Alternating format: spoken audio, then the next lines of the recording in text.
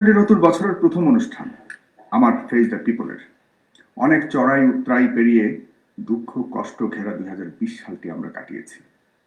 অনলাইনের জগতে টকশো জগতে সর্বপ্রথম ফেস দ্য পিপল শুরু করেছিল এই টকশো। আজ অনেক অনেক জনপ্রিয় অনলাইন জগতের যতগুলি অনুষ্ঠান আছে সবচেয়ে বেশি জনপ্রিয় এই প্ল্যাটফর্ম ফেস দ্য পিপল। এটা অনেকেরই দাবি, আপনারাই দাবি করেছেন। আপনাদের প্রতি অনেক কৃতজ্ঞতা রইল। এই প্রাপ্তি আমার নয়, এই প্রাপ্তি বাংলাদেশের সকল মানুষের, যারা সার্বক্ষণিক আমাকে উৎসাহ দিয়েছে এবং ফেস দ্য পিপলকে সার্বক্ষণিক নিজের ভালোবাসার মাঝে আগলে রেখেছে। অনেক অনেক কৃতজ্ঞতা রইল আজকের ফেস দ্য পিপলের অনুষ্ঠান থেকে সাধারণ মানুষের প্রতি এবং সকল মানুষের প্রতি যারা ফেস দ্য পিপল দেখে থাকেন। আজকের অনুষ্ঠানটি শুরু করা যাক। একটু লেট হয়ে গেছে দর্শক, আমি একটু বলতে চাই এই সময় রাজনৈতিক অঙ্গনে এবং সকল স্তরে সাধারণ মানুষের যত আড্ডা আছে, চায়ের স্টল থেকে শুরু করে একদম হাইয়েস্ট লেভেল পর্যন্ত সমালোচনা এবং আলোচনা চলছে শুধু ইসলামিক রাজনৈতিক সংগঠন এবং তাদের কর্মকাণ্ড নিয়ে। সেসবের মাঝে সবচেয়ে বেশি যার নামটি বেশি উচ্চারিত হচ্ছে এখন বর্তমানে, তিনি হলেন আমার আজকের অতিথি জনাব আল্লামা মামুনুল হক। জনাব মামুনুল হক, আপনি কেমন আছেন? শুনতে পাচ্ছেন নিশ্চয় আমাকে? জি আলহামদুলিল্লাহ, ভালো আছি। আপনাকে অনেক আমার সাথে যুক্ত হওয়ার জন্য। দর্শক, শুরু করছি আমি, তবে আপনাদের কাছে অনুরোধ করবো আপনারা অবশ্যই এই অনুষ্ঠানটি আপনাদের টাইম লাইনে শেয়ার করবেন, গ্রুপে শেয়ার করবেন এবং যার যার মতো করে আপনারা আপনাদের বন্ধু বান্ধব সবার কাছে শেয়ার করবেন, তাহলে অনেক মানুষ দেখতে পাবেন। আমি জনাব মামুনুল হক আপনার কাছে নতুন বছরের শুভেচ্ছা কি জানাতে পারি? জি জি অবশ্যই। হ্যাঁ, কারণ আপনাদের তো নতুন বছরের শুভেচ্ছা দেওয়া নেওয়ার ক্ষেত্রে হয়তো কিছু সমস্যা আছে, সেই বিষয়ে শুনবো, আপনি বলবেন। আমি আপনার কাছে প্রথমে যেটা শুরু করতে চাই আপনার কাছে প্রশ্নটা, সেটা হলো যে ভাস্কর্য ইস্যুতে বিশেষ করে আপনি আপনার সংগঠন বা ইসলামিক সংগঠনগুলি তো আছেই, বিশেষ করে আপনি হঠাৎ করে স্তব্ধ হয়ে গেলেন।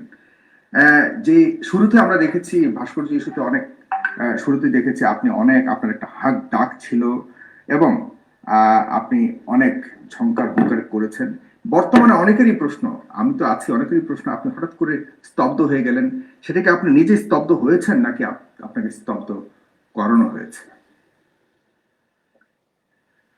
হ্যাঁ, ফেস দ্য পিপলের মাধ্যমে যারা এই মুহূর্তে আমাদের এই প্রোগ্রাম দেখছেন সকলকে অভিনন্দন জানাচ্ছি এবং অভিনন্দন জানিয়ে শুরু করছি কথাবার্তা। আমার সাথে বা সঞ্চালক যিনি আছেন সাইফুল সাগর ভাই, আপনাকেও ধন্যবাদ জানাই আমাকে আপনার এই আজকের এই শোতে আমন্ত্রণ জানানোর জন্য শুকরিয়া জ্ঞাপন করছি। প্রথমে যে প্রসঙ্গটি এনেছেন আপনি ভাস্কর্য ইস্যুর বিষয়, ভাস্কর্য ইস্যুতে আসলে আমাদের যে অবস্থান বা আমাদের যে কথা, ভাস্কর্য ইস্যুটা আমার কাছে কেমন যেন মনে হলো এটা একটা রহস্যময় বিষয় কিছুটা। কারণ আমরা স্বাভাবিকভাবে ধারাবাহিকভাবে দেশে ইসলাম বিরোধী, দেশ বিরোধী যে কোনো কার্যক্রম হলে আমরা পর্যায়ক্রমে সেটার ব্যাপারে বিভিন্ন কর্মসূচির দিকে যাই। প্রাথমিকভাবে হয়তো কোনো বক্তব্য বিবৃতি দেই, তারপরে বিভিন্ন অনুষ্ঠানে সে বিষয়ে আমরা আমাদের মতামত তুলে ধরি। এরপরে একটা পর্যায়ে যখন এই বিষয়ে মানুষের মধ্যে একটা সচেতনতা সৃষ্টি হয় এবং যারা এই সকল কার্যক্রমগুলোর সাথে যে পক্ষগুলো রাষ্ট্র বা সরকার হলে তাদের সাথে বিভিন্ন আলাপ আলোচনা করি, পাশাপাশি আমরা রাজপথে কোনো কর্মসূচির দিকে যাই। ভাস্কর্য ইস্যুতে কিন্তু আসলে আমরা তেমন কোনো কর্মসূচির দিকেই যাইনি। আমরা আমাদের ব্যক্তিগত জায়গা থেকে অন্যান্য ইস্যু ভিত্তিক প্রোগ্রামে বা কোনো কর্মসূচিতে প্রসঙ্গক্রমে আমরা ভাস্কর্যের ইস্যুটা আলোচনায় এনেছি। এবং ভাস্কর্য ইস্যুটা যেহেতু এমন একটা ইস্যু যে এখানে ইসলামিক দৃষ্টিকোণ থেকে আসলে নমনীয়তার কোনো সুযোগ নেই। বিষয়টি এমন যে এখানে কোনো মত দ্বৈততার এবং মত ভিন্নতারও কোনো অবকাশ ইসলামের দৃষ্টিকোণ থেকে অন্তত নেই। সুতরাং এই বিষয়টি আমাদের জন্য কোনো ধরনের কম্প্রোমাইজের কোনো অবকাশ না থাকার কারণে আমরা যখনই এর বিষয়ে কথা বলেছি আমাদের কথা অত্যন্ত শক্ত হয়েছে এবং বোল্ডলি আমরা বলেছি। আপনি লক্ষ্য করে থাকবেন যে এই বিষয়ে বক্তব্য শুধু আমার নয়, যতগুলো অ্যাঙ্গেল থেকে ভাস্কর্য ইস্যুতে শরিয়ার সাথে সংশ্লিষ্ট, ইসলামের সাথে সংশ্লিষ্ট যতগুলো মহল বা যতগুলো মহলের সাথে সংশ্লিষ্ট ব্যক্তিবর্গ মুখ খুলেছেন, তাদের সকলের বক্তব্য কিন্তু এক এবং অভিন্ন। এক্ষেত্রে অন্যান্য গৌণ বিষয়ের মতো কোনো মত পার্থক্য কিন্তু এখানে আমরা লক্ষ্য করব না। সকল স্কুল অফ থটের যারা স্কলার রয়েছেন তারা সকলেই অভিন্ন ভাষায় কথা বলেছেন। এটা হলো মূল বিষয়।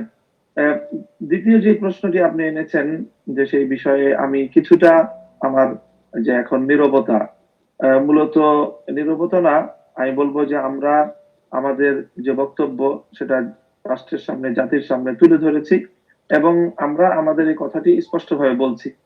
মধ্যখান দিয়ে যে কাজটি হয়েছে সেটা হলো, মনে হয়েছে যে একটা ষড়যন্ত্র শুরু হয়েছে রাষ্ট্রযন্ত্রকে আলেম সমাজের বিরুদ্ধে খেপিয়ে তুলে ইসলামপন্থীদেরকে, তাদেরকে দমন পীড়ন করার জন্য রাষ্ট্রশক্তিকে উত্তেজিত করা বা উস্কে দেওয়া, এরকম একটা ষড়যন্ত্র মনে হয়েছে বা দেশের মধ্যে শুরু হয়েছে।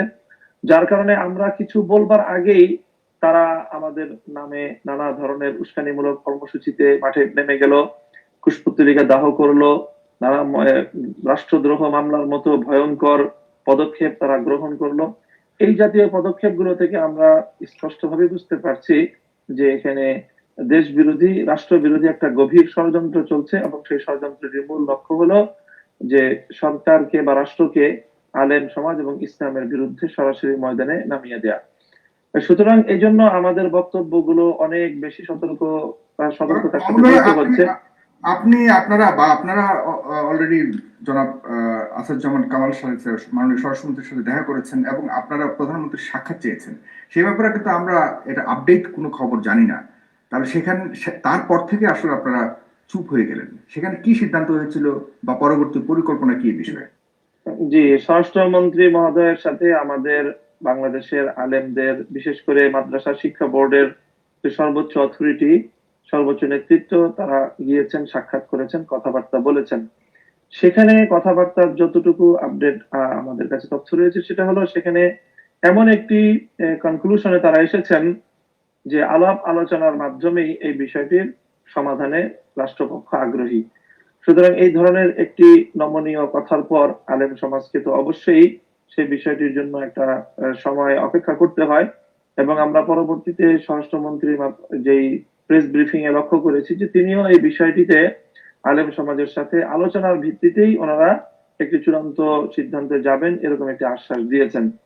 সুতরাং আমরা সেই অপেক্ষায় আছি যে আমাদের শীর্ষ আলেম সমাজ, আমাদের যারা বয়োজ্যেষ্ঠ রয়েছেন, তারা হয়তো প্রধানমন্ত্রীর সাথে সরাসরি সাক্ষাতে হোক অথবা তারা হয়তো কোনো অনলাইন মিটিং এর মাধ্যমেও এই ধরনের বিষয়টি কোনো একটা আলাপচারিতার মাধ্যমে এমন একটি উপসংহারে যাবেন যার মাধ্যমে আমরা ধর্মীয় দৃষ্টিকোণ থেকে আমাদেরকে বড় ধরনের কোনো পদক্ষেপ বা বড় ধরনের কোনো কর্মসূচি গ্রহণ করতে হবে না, এই আশাবাদ আমরা করছি। এই আলোচনাটার মাঝে কি কোনো ধরনের সুযোগ রয়েছে কি ডাকছে কোনো যুক্তিতে সরকার এই ভাস্কর্য তৈরি করবে বা আপনারা কোনো ছাড় দিবেন? আরেকটি জিনিস রয়ে গেছে যে আপনারা এই ভাস্কর্য ইস্যু নিয়ে আপনাদের একটা রাজনৈতিক ফায়দা লোটার ব্যাপারে আপনারা হয়তো এমন সুযোগ নেওয়ার জন্য আপনারা ট্রাই করছেন, এই ধরনের কথা উঠে আসছে। আপনাদের রাজনৈতিক কোনো ধরনের প্রস্তুতি বা পরিকল্পনা আছে কিনা ক্ষমতায় যাওয়ার, বা এইসব ইস্যু নিয়ে আপনারা আসলে ক্ষমতায় যাওয়ারই একটা স্বাদ গ্রহণ করবার ট্রাই করছেন, এমন কোনো সম্ভাবনা রয়েছে কিনা? আসলে ভাস্কর্য ইস্যুকে কেন্দ্র করে আমাদের যে বক্তব্য, তার মধ্যে আমাদের রাজনৈতিক স্বার্থের আমি কোনো কিছু তো খুঁজে পাচ্ছি না। আমি চেষ্টা করেছি যখন এই কথাগুলো এসেছে যে আমি খুঁজে দেখতে যে এখানে আমাদের রাজনৈতিক কি স্বার্থ থাকতে পারে। তো আমাদের তো এখানে রাজনৈতিক কোনো স্বার্থের বিষয় নেই এবং আমরা যেই জায়গাটা থেকে কথা বলেছি সেটার মধ্যে তো ভিন্ন কোনো বক্তব্য রাষ্ট্র বা সরকার বা কোনো অথরিটি বা কোনো দায়িত্বশীল মহল এই পর্যন্ত কি উপস্থাপন করতে পেরেছে? আমরা বলেছি ভাস্কর্য এটা ইসলামের দৃষ্টিকোণ থেকে এর কোনো সুযোগ নেই, যদি সেটা কোনো প্রাণীর অবয়ব হয়, দেহ বিশিষ্ট অবয়ব, এবং সেটা যখন রাষ্ট্রীয়ভাবে এভাবে প্রতিস্থাপন করার, রাষ্ট্রীয়ভাবে এত জাঁকজমকপূর্ণ ভাবে ভাস্কর্য স্থাপন করার যখন কোনো আয়োজন হয়, তো সেটা আমাদের বাংলাদেশের ৯৭% মুসলমানদের যে ধর্মীয় সেন্টিমেন্ট, সেই সেন্টিমেন্টের সাথে এটা সংঘাতমূলক। এখানে অত্যন্ত স্পর্শকাতর ভাবে বঙ্গবন্ধুর ইস্যুটাকে তারাই উত্তোলন করেছে। আমরা কখনোই বঙ্গবন্ধুর প্রসঙ্গ এখানে আমরা টেনে আনিনি, এর সাথে সংযুক্ত করিনি। বঙ্গবন্ধু বাংলাদেশের সকলের কাছে একজন শ্রদ্ধেয় ব্যক্তিত্ব এবং বাংলাদেশের স্বাধীনতার স্থপতি, বাংলাদেশ রাষ্ট্রের স্থপতি হিসেবে তার প্রতি যে শ্রদ্ধাবোধ আমাদের, সেটা সম্পূর্ণ বজায় রেখেই আমাদের বক্তব্য জাস্ট শুধুমাত্র ভাস্কর্য ইস্যুতে, এবং সেই জায়গাটাতেই আমরা কথা বলেছি। কিন্তু এখানে আমাদের রাজনৈতিক কোনো অভিলাষ বা রাজনৈতিক কোনো স্বার্থের কোন সূত্র আমি অন্তত খুঁজে পাচ্ছি না, যে আমরা কিভাবে এখানে রাজনৈতিক ভাবে হতে পারি, লাভবান হতে পারি। না, প্রশ্নটা আসছে কারণ হলো সেখানে জাতীয়তাবাদী দলের প্রতিষ্ঠাতা জনাব জিয়াউর রহমান, শহীদ রাষ্ট্রপতি জিয়াউর রহমান ভাস্কর্য বা তার বিভিন্ন ধরনের অবয়ব আমরা দেখতে পাই বিভিন্ন জায়গাতে, চট্টগ্রামে আছে এবং পল্টনের অফিসেও রয়েছে। সেসব সম্পর্কে আপনারা কখনো কোনো কথা তুলেননি। এখন শুধুমাত্র বঙ্গবন্ধুর ক্ষেত্রে কেন এই ধরনের আপত্তি আসে, সে কারণে আসলে অনেকে মনে করছেন যে আপনারা শুধুমাত্র বিরোধিতার জন্য, রাজনৈতিক ফায়দা লোটার জন্য সেটা করছেন। না, আমি বলি সেটা হলো এই জিয়াউর রহমান সাহেবের যে ভাস্কর্য, প্রথম কথা হলো যে পল্টন অফিসের ভাস্কর্যের বিষয়ে তো আমাদের কোনো এখানে কোনো প্রতিবাদের বিষয় নেই। সেখানে আমাদের নসিহত এবং উপদেশের বিষয় রয়েছে। যেহেতু সেটা তাদের পার্টিগত দলীয় একটা আভ্যন্তরীণ বিষয়, সেখানে আমরা নাক গলাতে পারি না। আমরা শুধুমাত্র ইসলামের দৃষ্টিকোণ এবং ইসলামের দৃষ্টিকোণ থেকে আমাদের নসিহতের কথা আমরা তাদের কাছে পৌঁছে দিতে পারি, যে এটা যেন তারা অপসারণ করে। কারণ জিয়াউর রহমানের ভাস্কর্যের মাধ্যমে একজন মুসলিম লিডার হিসেবে কবরের মধ্যে তিনি আল্লাহর পক্ষ থেকে এক ধরনের জবাবদিহিতা এবং লাঞ্ছনার শিকার হন। এটা আল্লাহ নবীর হাদিসের মধ্যে দায়িত্বহীন ভাবে বর্ণিত হয়েছে। সেটি একটা প্রসঙ্গ। আর দ্বিতীয় প্রসঙ্গ হলো চট্টগ্রামে বা যে সকল জায়গায় রাষ্ট্রীয় উদ্যোগে জিয়াউর রহমানের ভাস্কর্য রয়েছে, সেই ভাস্কর্যগুলোরও আমরা একইভাবে বিরোধিতা করি এবং সেটাকেও আমরা অপসারণের আমাদের যে দাবি, গণতান্ত্রিক প্রক্রিয়ায় আমরা সেই দাবি উত্থাপন করছি। প্রশ্ন হলো যে সেই বিষয়টা আগে আমরা এতটা জোরালো ভাবে কেন বলিনি, এটাই হলো মূলত প্রশ্নটা আসছে। সেই প্রশ্নের উত্তর স্পষ্ট, যে জিয়াউর রহমানের ভাস্কর্য তো এমন এতটা জাঁকজমকপূর্ণ ভাবে, এতটা আলোচিত ভাবে স্থাপন করা হয়নি। কখন, কোন অনুল্লেখযোগ্য ভাবে বাংলাদেশের কোন প্রান্তিক অঞ্চলে তার ভাস্কর্য স্থাপন করা হয়েছে, সে বিষয়টি জাতীয় গণমাধ্যমেও তেমন ভাবে এটি ফলাও হয়ে প্রচারিত হয়নি। সুতরাং যে বিষয়টি মানুষ জানে না বা আমরা যথাসময়ে জানতেও পারিনি, সেই বিষয়টি সেখানে স্থাপিত হয়েছে। কাজে যখন প্রসঙ্গ আসছে তখন তো আমরা একইভাবে বলছি, এবং এখানে ফ্যাক্টর বঙ্গবন্ধু জিয়াউর রহমান নয়, এখানে ফ্যাক্টরটা হলো যে কোনো প্রাণীর অবয়ব এভাবে রাষ্ট্রীয় উদ্যোগে এটাকে যদি স্থাপন করা হয়, এটি ইসলামী সেন্টিমেন্ট বিরোধী এবং মুসলমানদের ধর্মীয় অনুভূতির সাথে এটি সামঞ্জস্যপূর্ণ নয়। সেই জায়গা থেকে আমাদের কথা। সরি, আপনার কথা শুনে যা বুঝতে পারলাম, আপনারা এখনো পর্যন্ত ভাস্কর্য ইস্যুতে কোনো ধরনের আপোষে যাননি বা কোনো ধরনের মীমাংসা বা সমাধান হয়নি। এখন পর্যন্ত আপনার সরকারের পক্ষ থেকে আপনারা অপেক্ষা করছেন যে কোনো ধরনের সমাধান বা কোনো তথ্য আসে কিনা, সে অবস্থাতে আছেন, রাইট? হ্যাঁ, জি। এখন আমি আরেকটা ইস্যুতে যেতে যাচ্ছি, যে আপনারা দেব অভিনীত, বিশেষ করে ভারতের যে একজন খুব সুপারস্টার রয়েছেন পশ্চিমবঙ্গের, দেব অভিনীত একটি ট্রেলার মুক্তি পেয়েছে বাংলাদেশে, সেটার বিরোধিতা করছেন খুব চরমভাবে। এখন অনেকে মনে করছে ভাস্কর্য ইস্যুকে ঢাকবার জন্য এই ইস্যু নিয়ে এখন আবারও হুঙ্কার ঝঙ্কার, এবং সেই ট্রেলারে আসলে আপনাদের সমস্যা কোথায়? সারা বিশ্ব যেখানে এগিয়ে যাচ্ছে, সে সারা বিশ্ব যখন মানে এই আধুনিক জগতে চলচ্চিত্র এবং এইসব নিয়ে অনেক আপনার এগিয়ে যাচ্ছে, তখন আপনারা এই সব বিষয় নিয়ে আপনার আপত্তি তোলাটা আসলে মনে করেন কি যুক্তিযুক্ত? আমরা তো আসলে ধর্মীয় দৃষ্টিকোণ থেকে আমাদের যে সকল আপত্তির জায়গাগুলো, সবটা তো আমরা রাজনৈতিক ভাবে উত্থাপন করি না। আমরা আমাদের ধর্মীয় দায়িত্বগুলো আমরা ম্যাক্সিমাম না, শুধু বলে 80 বা 90% আমরা নসিহতের মাধ্যমে, মানুষকে উপদেশের মাধ্যমে এগুলো আমরা আমাদের দায়িত্ব পালন করে থাকি। চলচ্চিত্র অথবা এই জাতীয় যাবতীয় বিষয়গুলো সেই জায়গাটাতে পড়ে। কিন্তু দেব অভিনীত যে চলচ্চিত্রের ট্রেলারের কথা আপনি বলছেন, সেটা তো শুধু ততটুকুর মধ্যে সীমাবদ্ধ নয়। সেখানে যেই ট্রেলারটা আপনার প্রচারিত হয়েছে, সেখানে দেখা যাচ্ছে যে কালেমা খচিত যে পতাকা, সেই পতাকাটাকে সন্ত্রাসবাদের একটা প্রতীক হিসেবে আখ্যায়িত করা হয়েছে। এবং সম্পূর্ণ ইসলামী লেবাস পরিহিত সুন্নাত সম্মত যে লেবাস পোশাক, যে অবয়ব এবং বেশভূষা, সেটাকে সম্বলিত করে সেখানে সন্ত্রাসী এবং জঙ্গিবাদী কিছু চিত্র তুলে ধরা হয়েছে। আর সেই চিত্রের বিরুদ্ধে কলকাতার একজন নায়ক এবং একজন অভিনেতাকে তার বিরুদ্ধে অ্যাকশন নিয়ে এবং সেই কালেমার বিরুদ্ধে তাকে অবস্থান গ্রহণ করে সেটাকে ধ্বংস করার একটা পায়তারা বা একটা ভূমিকা, সেটা আমরা সেখানে লক্ষ্য করছি। তাহলে এখানে যে বিষয়টি আপত্তির জায়গা সেটা হলো যে এটা কিভাবে মেনে নেওয়া সম্ভব যে লা ইলাহা ইল্লাল্লাহু মুহাম্মাদুর রাসূলুল্লাহ, যেটি মুসলমানদের চেতনার বিষয়, মুসলমানদের ধর্মীয় বিশ্বাসের বিষয় এবং সারা দুনিয়ার মুসলমানদের সবচেয়ে আবেগ এবং সবচেয়ে বড় সেন্টিমেন্টের যে জায়গাটা, সেটাকে যদি কেউ জঙ্গিবাদী একটা আপনার হিসাবে, প্রতীক হিসাবে, জঙ্গিবাদের একটা সিম্বল হিসাবে যদি কেউ উপস্থাপন করতে চায়, তাহলে তার চেয়ে বড় সাম্প্রদায়িক আর কি হতে পারে?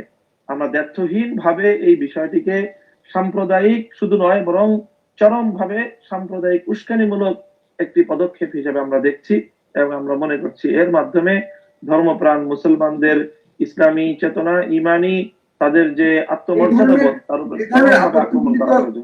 জাতীয় বা সরকারি ভাবে উঠানো হয় না, শুধুমাত্র আপনাদের পক্ষ থেকে উঠানো হয় কেন? কারণ বাংলাদেশ সরকারও তো ইসলামিক ইসলামিক দেশ না হোক, কিন্তু মুসলিম প্রধান দেশের প্রধান।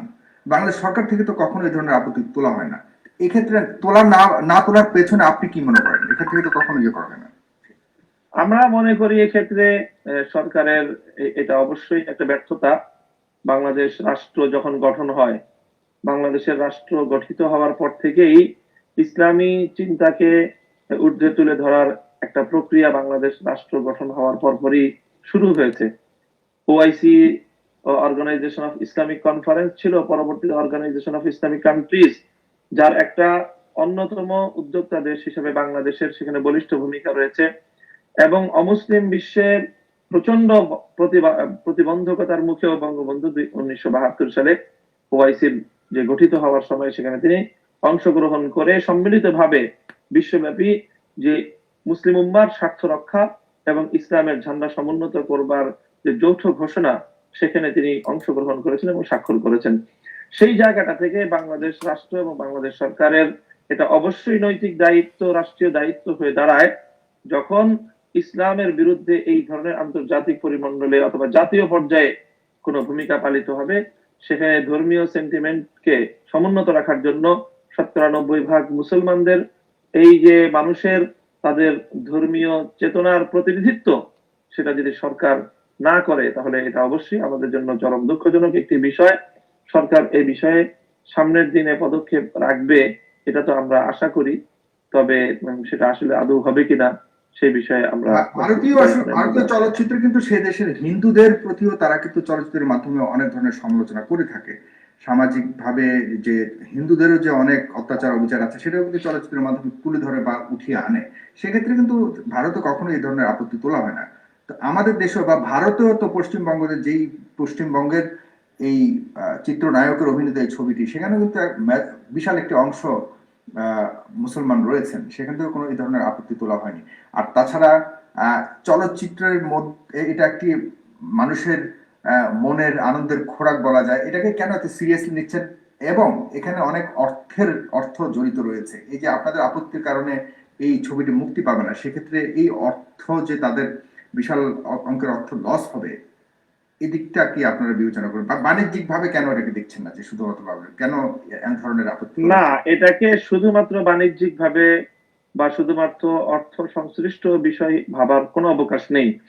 আপনি প্রথম যে প্রসঙ্গ তুলেছেন যে হিন্দু ধর্মের বিভিন্ন রীতিনীতির বিরুদ্ধে চলচ্চিত্র হয়েছে, যতগুলো চলচ্চিত্রে হিন্দু ধর্মের এমন এমন বিধান, এমন এমন তাদের ধর্মীয় রীতি রয়েছে যেগুলো সম্পূর্ণ অমানবিক এবং চরম ভাবে মানবতাকে সেখানে ভুলুণ্ঠিত করা হয়, সেই সকল বিষয়ের বিরুদ্ধেও চলচ্চিত্র নির্মিত হওয়ার পর ভারত জুড়ে ব্যাপক বিক্ষোভ এবং ব্যাপক দাঙ্গা হাঙ্গামা এবং সাম্প্রদায়িকতার বিভিন্ন নজির আমাদের সামনে রয়েছে এবং সেই ইতিহাস আমরা জানি।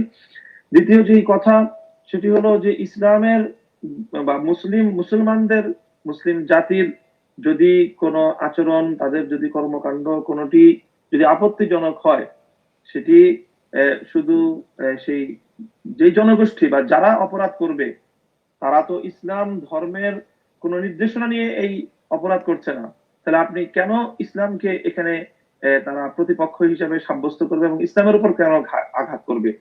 যারা যদি কেউ অপরাধী থেকে থাকে, অপরাধীকে অপরাধী হিসেবে ট্রিট করা চাই। কিন্তু এখানে যেটি হচ্ছে, আপনি লা ইলাহা ইল্লাল্লাহু মুহাম্মাদুর রাসূলুল্লাহ, এটি তো কোনো সন্ত্রাসের প্রতীক নয়, এটি তো হলো সারা দুনিয়ার সমস্ত মুসলমানদের ইসলামের এবং ঈমানের প্রধান সূত্র।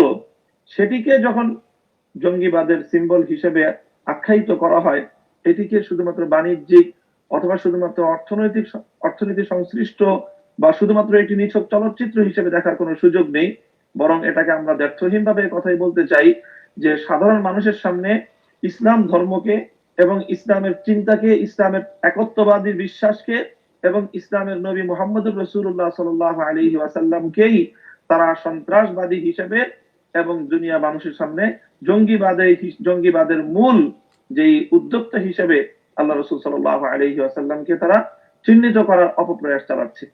কাজী এই যে বিষয়, এটার সাথে কোনোভাবেই নমনীয়তার কোনো সুযোগ নেই এবং এখানে এটাকে মেনে নেওয়ার কোনো অবকাশ নেই।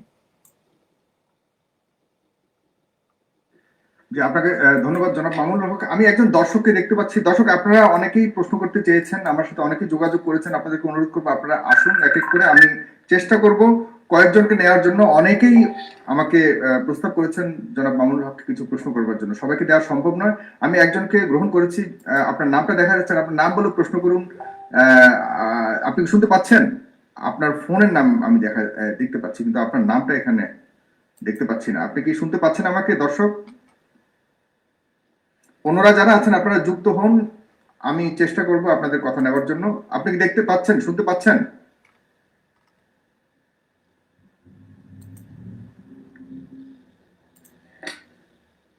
আপনি কি শুনতে পাচ্ছেন? আপনি কি এখন শুনতে পাবেন মনে হয়? আপনি কি শুনতে পাচ্ছেন? যে আপনি মাইক্রোফোন অন করে কথা বলুন। আপনার সময় মাত্র 30 সেকেন্ড। দয়া করে আপনি মাইক্রোফোনটা অন করুন। আপনার মাইক্রোফোন মিউট হয়ে আছে। আপনি একটু মাইক্রোফোনটাকে অন করুন। হ্যাঁ জি, ধন্যবাদ প্রিয় সঞ্চালক সাহেব। ফেস অফ দ্য পিপল থেকে আপনাকে অনেক অনেক ধন্যবাদ আল্লামা মামুনুল হক সাহেবকে আজকে প্রশ্ন করার জন্য। আমি জনাব আল্লামা মামুনুল হক সাহেবকে আমি একটা প্রশ্ন করব এবং বলুন, আপনি কোথা থেকে বলছেন, নামটা বলুন। জি জি, আমি মোহাম্মদ ইব্রাহিম, ঢাকা দক্ষিণ কেরানীগঞ্জ থেকে বলছি। জি বলুন। জনাব মামুনুল হক সাহেবের কাছে আমার প্রশ্ন থাকবে। আমার এই প্রশ্নটা একমাত্র শুধু কোনো ব্যক্তির স্বার্থে না, দেশের স্বার্থে এবং জনগণের স্বার্থে। আমরা অতীতে অনেক কিছু আমরা দেখেছি যে বাংলাদেশে সাম্প্রতিক আপনার যে ভাস্কর্য যে ইস্যু নিয়ে যে ক্ষমতাসীন দলের যে বাংলাদেশে ওলামা কেরামের সাথে যে ধরনের একটা বিড়ম্বনা তৈরি হয়েছে এবং তাদের বিরুদ্ধে কোনো কথাবার্তা বললে সেটা জামাতের ট্র্যাক লাগানো হয়। হ্যাঁ, সেটা আমরা ইতিমধ্যে দেখেছি। আমরা যদি পূর্বের দিকে যদি যাই, 2019 সালে জনাব মিজানুর রহমান আল আজহারি সাহেব তিনি যখন দেশ ত্যাগ করেন, তখন কিন্তু ক্ষমতাসীন দলের আওয়ামী লীগের কোনো হাত ছিল না। আমরা দেখতে পেরেছিলাম, মিডিয়াতে সে খবর এসেছে যে মিজানুর রহমান আল আজহারি সাহেব তার দেশ ত্যাগ হওয়ার পিছনে কওমি অঙ্গনে এবং বাংলাদেশের কিছু জনপ্রিয় আলেমরা তাকে দেশ ত্যাগ করা বাধ্য করেছে। তো আমরা সাম্প্রতিক কালে আমরা এটাও দেখেছি, এনায়েতুল্লাহ আব্বাসী সাহেবের সাথে যদিও তার ভিন্ন যে মতামত, যে আকীদার সাথে আমাদের ওলামায়ে কেরামের সাথে দ্বিমত থাকলেও কিন্তু উনি ভাস্কর্য ইস্যু নিয়ে এবং প্রশ্নটি আমরা বুঝতে পেরেছি মনে হয়। আপনি ধন্যবাদ, আপনি দেখতে আমি আমি লাস্ট 30 সেকেন্ড আমি কথা বলতেছি। তো আমি মামুনুল হক সাহেবকে বলবো, মিজানুর রহমান আজহারি সাহেব এখন মালয়েশিয়াতে আছেন। তো তিনি দেশে আসবেন হয়তো জানুয়ারির দিকে, হয়তো কবে আসবেন প্রশ্নটা বলুন। আমরা চাচ্ছি যে এনায়েতুল্লাহ আব্বাসী সাহেবের সাথে তারা কি ঐক্য গড়ে তুলবে কিনা এবং মিজানুর রহমান আজহারি সাহেবের সাথে প্রশ্ন বুঝতে পেরেছি। জনাব মামুনুল হক বুঝতে থাকতে আপনি পারবে অনেক কি? সময় নিয়ে নিয়েছেন, আমার অনেক প্রশ্ন রয়েছে, অনেকে এভাবে এত সময় দেওয়ার জন্য আপনাকে ধন্যবাদ জনাব ইব্রাহিম। আপনি দেখতে থাকুন, আপনি লিভ নিয়ে এখান থেকে লিভ নেন, আমি আপনাকে এখান থেকে রিমুভ করছি। জি জনাব ধন্যবাদ। মাহমুদ, অনেকেরই প্রশ্ন এরকম যে আপনাদের মধ্যে আসলে অনেক মতানৈক্য রয়েছে, যেটা আপনি শুরুতেই বলেছেন, আপনাদের একটু রয়েছে।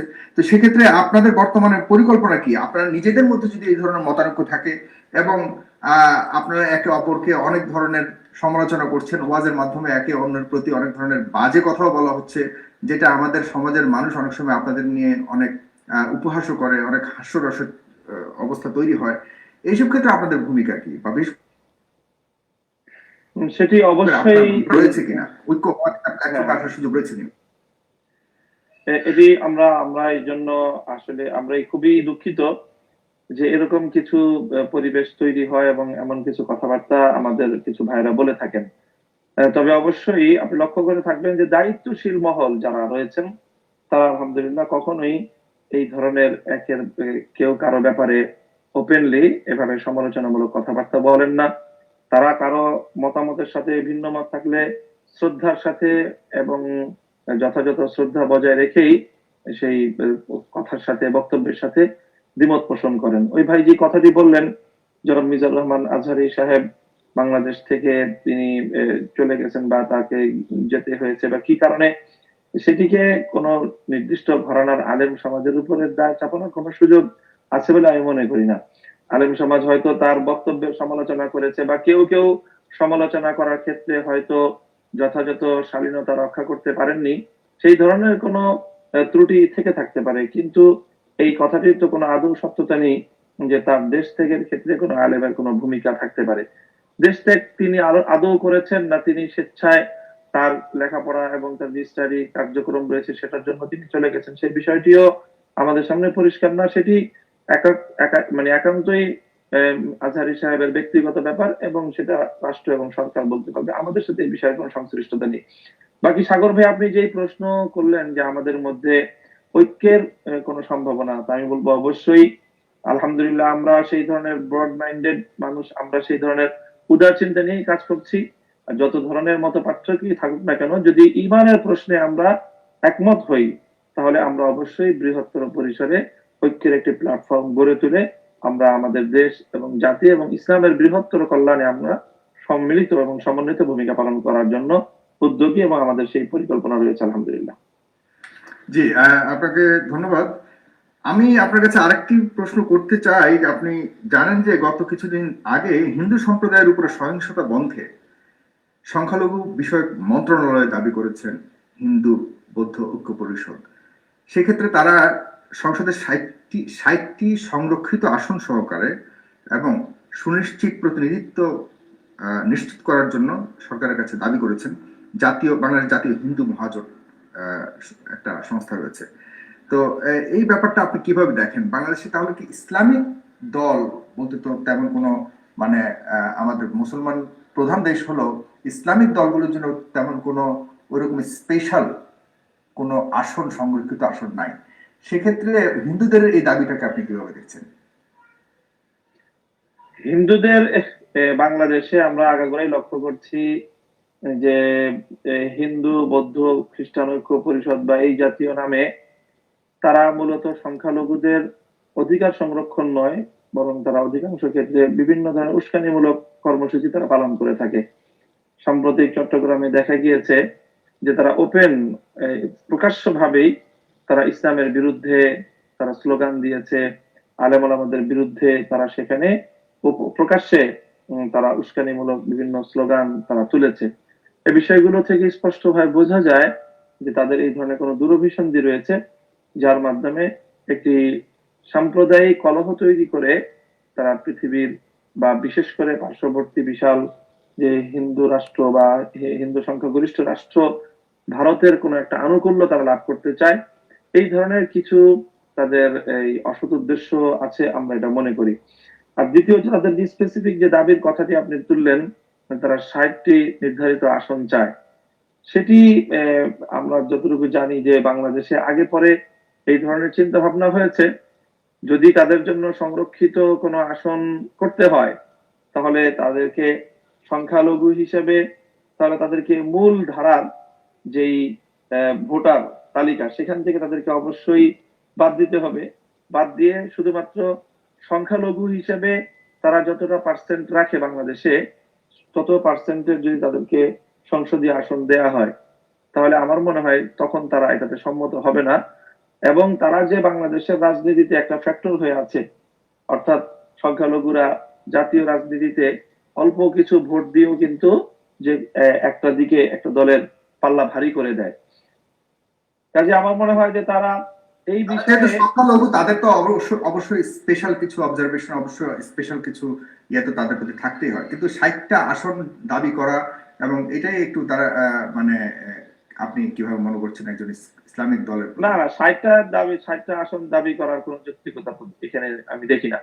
বরং তাদের পার্সেন্টেজ অনুপাতে তারা যদি সেটা চায় এবং রাষ্ট্র যদি সেখানে রাষ্ট্রের স্বার্থ বিরোধী কিছু না দেখে, তাহলে আমি মনে করি সেটা বিবেচনা করা যেতে পারে।